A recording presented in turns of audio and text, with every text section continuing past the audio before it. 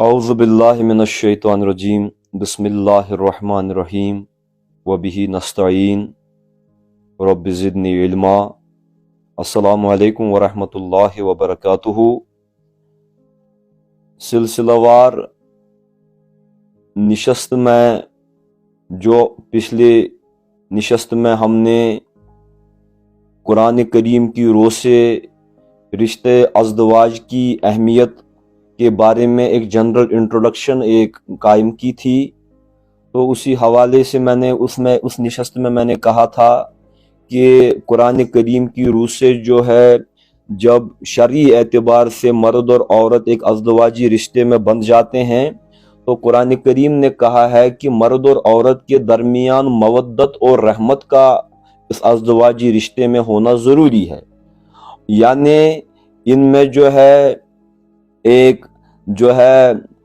خاندگی امورات چلانے کے لیے بھی جو ہے ان میں باہم محبت کا ہونا ضروری ہے، لیکن ان میں ایک رشتہ رحمت کا ہونا بھی ضروری ہے جو ایک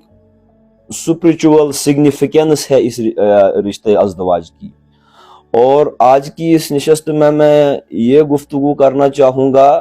کہ اللہ تبارک و تعالی نے جو اس ازدواجی رشتے کے بارے میں جو مرد اور عورت ایک صالح معاشرے کے قیام کے لیے ایک نکاح کے رشتے میں بندھ جاتے ہیں، تو اللہ تبارک و تعالی نے اس رشتے کو صرف ایک ہسٹوریکل امپورٹنس نہیں دی ہے، یعنی اس کا ایک تاریخی جو ہے ایک محل اور موقع ہی قرار نہیں دیا ہے، بلکہ رشتے ازدواج کے لیے ایک میٹا ہسٹوریکل سگنیفیکینس کو مقرر کیا ہے۔ یعنی رشتے ازدواج کی بیسز جو ہیں صرف تاریخی نہیں ہیں بلکہ مافوق تاریخ ہیں۔ وہ اس اعتبار سے کہ مثال کے طور پر رب العزت فرماتے ہیں قرآن کریم میں ایک آیت میں فرماتے ہیں اعوذ باللہ من الشیطان الرجیم بسم اللہ الرحمن الرحیم یا ایھا الناس اتقوا ربکم الذی خلقکم من نفس واحدہ، اے لوگو اپنے پروردگار کا اپنے رب کا تقوی اختیار کرو جس نے تم سب لوگوں کو ایک ہی نفس سے پیدا کیا، یعنی حضرت آدم سے پیدا کیا، وہی تمہارے مورد سے اعلیٰ ہے، تو اس نے تم کو ایک ہی نفس سے پیدا کیا۔ وَخَلَقَ مِنْهَا زَوْجَهَا، اور اسی حضرت آدم کے نفس سے جو ہے اس کی زوجہ کو بھی پیدا فرمایا، خلق فرمایا۔ یعنی اس کا مطلب یہ ہے کہ جو عورت کا اوریجن ہے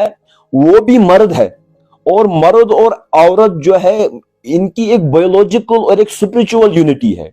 یعنی پہلے حضرت آدم کو خلق کیا گیا وَخَلَقَ مِنْهَا زَوْجَهَا، اور آدم کے وجود سے ہی جو اس کا جوڑا جو اس کے متناسب ہو، اس کے روحانی قوائف کے بھی متناسب ہو، اس کے حیاتیاتی قوائف کے بھی متناسب ہو، اس کے جذباتی قوائف کے بھی متناسب ہے، اس جوڑے کو آدم کے وجود سے ہی پیدا کیا گیا ہے۔ یعنی there is a biological unity between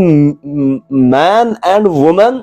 on the basis that Adam is the origin of woman folk۔ اس کا مطلب کیا ہے؟ اس کا مطلب یہ ہے کہ پچھلے ادوار میں جو ہے پچھلے قوموں میں جو ہے عورت کو بہت ہی گیا گزرا سمجھا جاتا تھا۔ مثال کے طور پر اگر آپ بہت سارے مذاہب کی بات کریں، میں نام لے کر تو نہیں کہتا، بعض جگہوں پر عورت کا کردار اتنا ثانوی تھا کہ اس کو مرد کے ساتھ چتا میں زندہ جلنا پڑتا تھا، اور اس کی کوئی انفرادی حیثیت نہیں تھی۔ اور مثال کے طور پر اگر آپ عیسائیت کی بات کریں، کرسچینٹی کی بات کریں، تو وہاں پر جو ڈاکٹرین آف اوریجنل سن ہے، یعنی یہ کہ یہ بتایا جاتا ہے کہ جب آدم کو جنت سے نکالا گیا تو آدم سے جو وہ کہتے ہیں کہ خطا ہوئی ہے، اور ہم اجتہادی خطا کی بات کرتے ہیں، جو آدم سے خطا ہوئی ہے اس کی بنا پر جو ہے آدم کو جنت سے نکالا گیا۔ تو عیسائی مذہب میں یہ ہے کہ آدم کو جنت سے نکالنے کی باعث جو ہے عورت ہوئی ہے، تو اس اعتبار سے جو ہے وہ عورت کے وجود کو مرد کے لیے ایک شامت اعمال سمجھتے ہیں کہ عورت کی وجہ سے ہی جو ہے آدم کو دیس نکالا دیا گیا، اس کو جنت سے نکالا گیا، اور اس لیے وہ عورت کو شوم سمجھتے تھے، عورت کو منحوس سمجھتے تھے،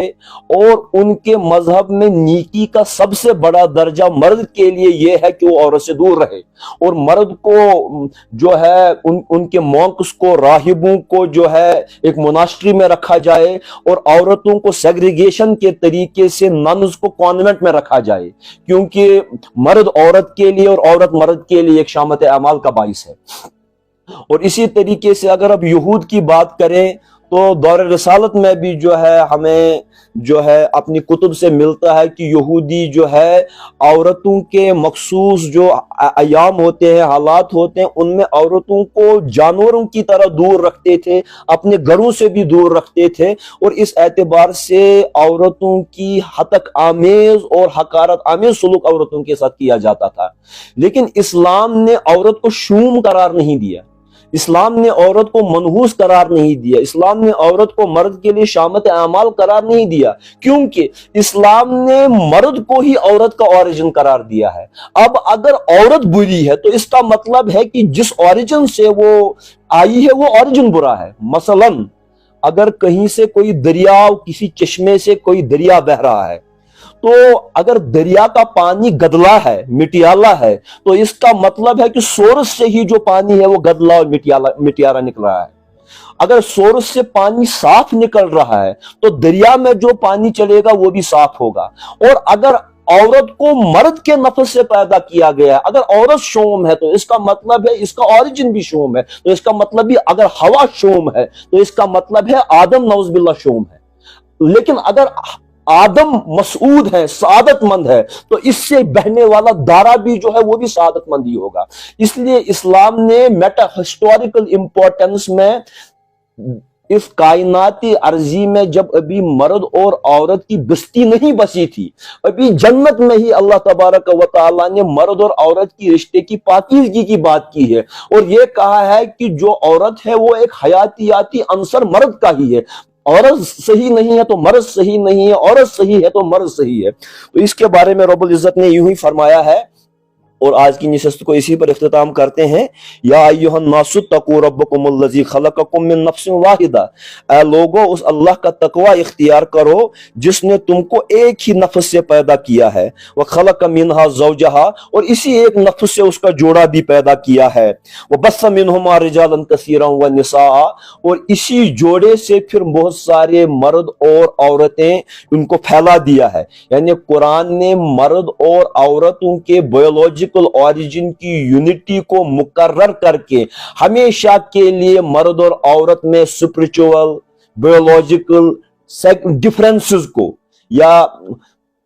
ان کے الگ الگ ہونے کو جو ہے نکارا ہے، اس اعتبار سے کہ ان کے بھی ویسے ہی حقوق ہیں، ان کے بھی، ان کا بھی تقدس ویسا ہی ہے، ان کا بھی تقدس ویسا ہی ہے، کیونکہ عورت جو ہے آدم کا ہی ایک حیاتیاتی عنصر ہے۔ واتقوا اللہ الذی تساءلون بہ والارحام، لہذا اللہ سے ڈرو جو کل کو تمہیں اس رشتے کے متعلق سوال کرے گا، بھی اس ازدواجی رشتے کے بارے میں سوال کرے گا۔ یعنی انسان یہ نہ سمجھے کہ شادی جو ہے، ازدواج ایک دل لگی ہے، ایک کھیل تماشا ہے۔ تساءلون بہ، روز قیامت تمہارا اس رشتے کے بارے میں سوال ہوگا۔ You are responsible towards each other,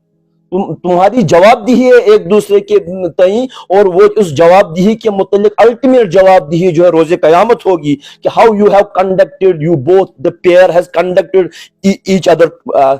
ایک دوسرے کے تئیں ان کی کیا ریسپانسبلٹیز رہی ہیں۔ ان والارحام، اور جملہ صلہ رحمی کے رشتوں کے متعلق روز قیامت پوچھا جائے گا۔ ان اللہ کان علیکم رقیبا، بے شک اللہ تبارک و تعالی ان معاملات میں تمہاری نگرانی کیے ہوئے ہیں۔ تو آج کی نشست میں